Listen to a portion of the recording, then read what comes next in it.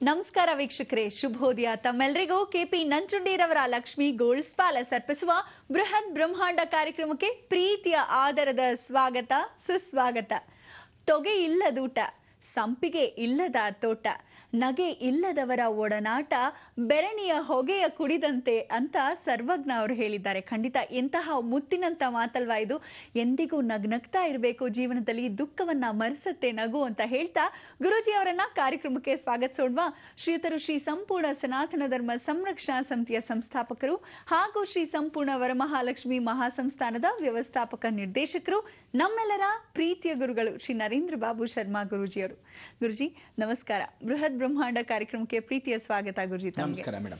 ಗುರುಜಿ, ಮಂಗಳವಾರ ಇವತ್ತು ವಿಶೇಷ ಅಂದ್ರೆ ನಾಳೆ ನಾಡಿದ್ದು ಗೌರಿ ಗಣೇಶ ಹಬ್ಬ. ಹಾಗಾಗಿ ಪೂರ್ವಭಾವಿ ತಯಾರಿ ಏನೆಲ್ಲ ನಾವು ಮಾಡ್ಕೋಬೇಕು ಮನೆಯಲ್ಲಿ ಅಂತ ಕೂಡ ನೀವು ಹೇಳ್ತೀರೇನೋ ಅಂತ ನಾವೆಲ್ಲರೂ ಕಾಯ್ತಾ ಇದ್ದೀವಿ. ಖಂಡಿತ. ಎಲ್ಲ ವೀಕ್ಷಕ ಬಾಂಧವರಿಗೆ ಪರಿಪೂರ್ಣವಾದ ಸ್ವಾಗತ. ನಿಮ್ಮೆಲ್ಲರ ಬ್ರಹ್ಮಾಂಡ ಲೋಕಕ್ಕೆ ದೈವಾನುಗ್ರಹ ಭಕ್ತ ಪ್ರಿಯರೇ ಕಾಯುತ್ತಿದ್ದೀರಾ. ಬಹಳ ಸಂತೋಷ. ಏನಪ್ಪ ಹಾಡು ಹೇಳಕ್ಕೆ ಶುರು ಮಾಡ್ಕೊಂಡ್ಬಿಟ್ರೆ ಅನ್ಕೊಂಡ್ರೆ, ಭಗವಂತನ ಕೃಪಾ ಕಟಾಕ್ಷ ಹೀಗೆ ನೋಡಿ. ದೇವರಲ್ಲಿ ತಲ್ಲೀನರಾದಾಗ ಈ ಥರ ದೇವತ ಅನುಗ್ರಹ ಯಾವತ್ತೂ ಸಿದ್ಧಿಯಾಗಬೇಕು ಅಂತ ಹೇಳ್ತೀವಿ. ಈ ಸಲ ಇನ್ನೊಂದು ವಿಶೇಷ ಗೊತ್ತಾ, ಮಂಗಳಗೌರಿ ವ್ರತವನ್ನು ಮಾಡೋಣ ಅಂತ ಹೇಳಿದಾಗ ಮಂಗಳವಾರವೇ ಬಿದ್ದಾಗ ಗೌರಿ ಭಾಳ ಉತ್ತಮ. ಆದರೆ ಗೌರಿ ಹಬ್ಬ ಏನಕ್ಕೆ ಮಾಡ್ತೀವಿ ಅನ್ನೋದು ಭಾಳ ಜನಕ್ಕೆ ಗೊತ್ತಿಲ್ಲ ಪಾಪ. ಜೀವನದಲ್ಲಿ ಪ್ರತಿಯೊಬ್ಬನ ಕಷ್ಟಗಳು ತನಗೇ ತಾನು ಇದ್ದರೆ, ದೇವಿಗಳು ನಮಗೆ ಒಲಿಬೇಕಾದ್ರೆ ಆ ದೇವಿ ಎಷ್ಟು ಕಷ್ಟಪಡಬೇಕು ಅನ್ನೋದು ನಿಮಗೆ ಗೊತ್ತಿಲ್ಲ ನೋಡಿ. ಪ್ರತಿಯೊಬ್ಬನ ಕರ್ಮವನ್ನು ಹುಟ್ಟಿಸ್ದವನು ಹುಲ್ ಮೇಯಿಸಲ್ಲ, ನಿಜ. ತಾಯಿಯಾದವಳು ಮಕ್ಕಳನ್ನ ಹುಟ್ಟಿಸ್ತಾಳೆ, ಸಾಕಬೇಕಾದ್ರೆ ಎಷ್ಟು ಕಷ್ಟ ಅನ್ನೋದು ಆ ತಾಯಿಗೆ ಗೊತ್ತು. ಹಾಗೆ ಜಗನ್ಮಾತೆ ಒಂದ ಎರಡ ಲಕ್ಷಾಂತರ ಕೋಟ್ಯಾಂತರ ಈ 600 ಕೋಟಿ ಜನ ಏನು ಈ ಭಾರತ ದೇಶ ಬಿಟ್ಟು ವಿದೇಶ ಸೇರಿಸಿ ಇಡೀ ಭೂಮಂಡಲದಲ್ಲಿರ್ತಕ್ಕಂಥ ಮನುಷ್ಯ ಜೀವರಾಶಿ ಪೀಡೆ ಪಾಂಡುಗಳೆಲ್ಲ ಪರಿವರ್ತನಾ ಸ್ವರೂಪಕ್ಕೆ ಎಷ್ಟು ಸೃಷ್ಟಿಯ ನಿಯಮ ಉಲ್ಲಂಘನೆ ಆಗ್ತಾ ಇರ್ಬೋದು, ಸೃಷ್ಟಿಯ ನಿಯಮ ಪರಿಪಾಲನೆ ಆಗ್ತಾ ಇರಬಹುದು. ಇದನ್ನೆಲ್ಲ ನೋಡ್ಕೋಬೇಕಾದ್ರೆ ಎಷ್ಟು ಧರ್ಮವನ್ನು ಆಚರಿಸಬೇಕು.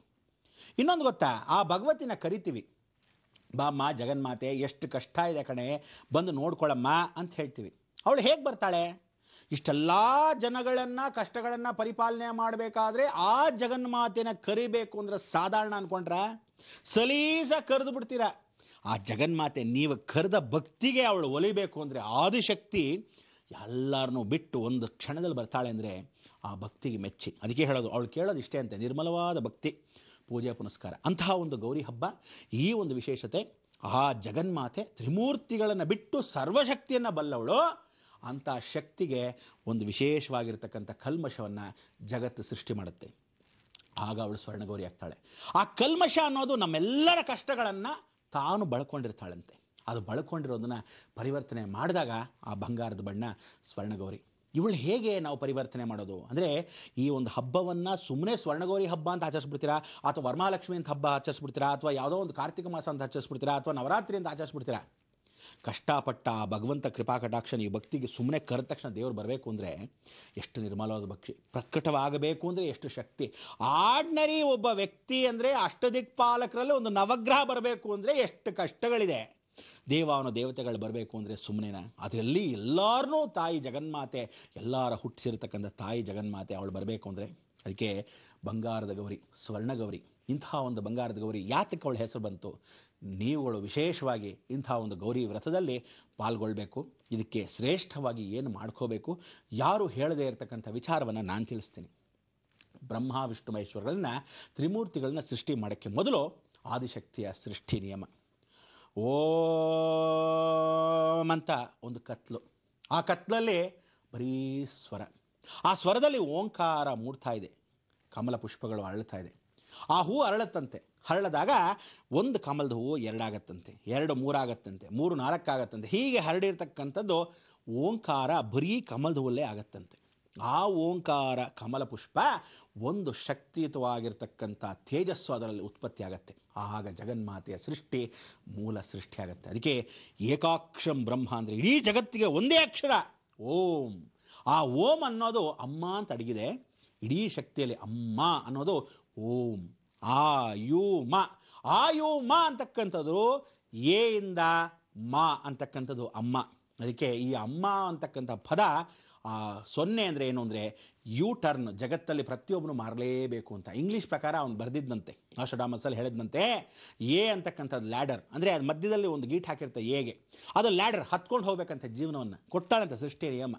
ಹಾಗೇ ಹೋಗ್ತಾ ಲ್ಯಾಡರ್ ನೋಡಿ ಮೇಲೆ ಅಗಲವಾಗಿದೆ, ಆ ಎ ಕೊನೆಗೆ ಹೋದ ತುದಿ, ಅಂದರೆ ನೀನು ಒಬ್ಬನೇ ಹೋಗಬೇಕು. ಎಷ್ಟೋ ಜಗತ್ತೆಲ್ಲ ಪೂರ್ತಿ ನಾನು ಸೃಷ್ಟಿ ಮಾಡ್ತೀನಿ, ಅದು ಒಬ್ಬನೇ ಹೋಗಬೇಕು. ಅದಾದಮೇಲೆ ಯು ಟರ್ನ್, ನಿನ್ನ ಯು ಟರ್ನ್ ಶುರುವಾಗುತ್ತೆ. ಅಂದರೆ ಯು ಎಮ್ ಅಂತಕ್ಕಂಥದ್ದು ಅಪ್ಸ್ ಆ್ಯಂಡ್ ಡೌನ್ಸು, ಜೀವನ ಪೂರ್ತಿ ನೀನು ಅಪ್ ಆ್ಯಂಡ್ ಡೌನೇ.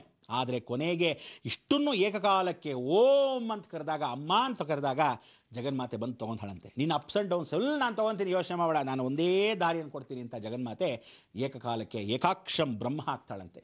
ಆ ಬ್ರಹ್ಮ ಮೂಲೆಯಾಗಿರ್ತಕ್ಕಂಥ ತಾಯಿ ನಾಸ್ಟ್ರಡಾಮಸ್ ಅಂತವನೇ ಇಷ್ಟೆಲ್ಲ ವಿವರಿಸಿ ಆ ಓಂ ಬಗ್ಗೆ ಬರೆದಿರಬೇಕಾದ್ರೆ, ನಾವುಗಳು ಹಿಂದೂ ಸಂಪ್ರದಾಯದಲ್ಲಿ ಹುಟ್ಟಿ, ಎಷ್ಟೋ ಜನ ಸನಾತನ ಧರ್ಮದಲ್ಲಿ ಹುಟ್ಟಿ, ಈ ಭಾರತ ದೇಶದಲ್ಲಿ ಬೆಳೆದು ಸನಾತನ ಧರ್ಮದಲ್ಲಿ ಗೌರಿ ಅನ್ನೋ ಅರ್ಥ ತಿಳ್ಕೊಳ್ಳದೇ ಇದ್ರೆ ಬಹಳ ಕಷ್ಟ. ಸ್ವರ್ಣಗೌರಿ ಆಗಿದ್ದಾದರೂ ಯಾತಕ್ಕೆ ಅಂತ ತಿಳ್ಕೊಬೇಕಾದ ಕಷ್ಟ, ಪರಿವರ್ತನೆ ಆಗಬೇಕು. ಅದಕ್ಕೆ ಪ್ರತಿಯೊಬ್ಬರಿಗೂ ತಿಳಿಸ್ತೀನಿ, ಯೋಚನೆ ಮಾಡಬೇಡಿ, ಎಲ್ಲಿ ಮಾಡಬೇಕು, ಹೇಗೆ ಮಾಡಬೇಕು, ಯಾವ ಪೂಜೆಯನ್ನು ಮಾಡಬೇಕು, ಯಾವ ರೀತಿ ಆ ಸ್ವರ್ಣಗೌರಿ ಅಂತ ನಾಮಕರಣ ಯಾಕಾದರೂ ಬಂತು, ಇದಕ್ಕೆಲ್ಲ ಕುತೂಹಲ ನಿಮಗಿದ್ರೆ ಆ ಕಡೆ ಈ ಕಡೆ ಕದಲ್ದೆ ಪಿಂಟರ್ ಆಫ್ ಸೈಲೆನ್ಸ್, ಮಕ್ಕಳಿದ್ದ ಹಾಗಿರಬೇಕು, ಸುಮ್ಮನೆ ಕೆದಕ್ಕೊಂಡು ಕುತ್ಕೊಳ್ಳೋದಲ್ಲ. ಕುತ್ಕೊಂಡಿರ್ತಿದೆ ಬಂತು.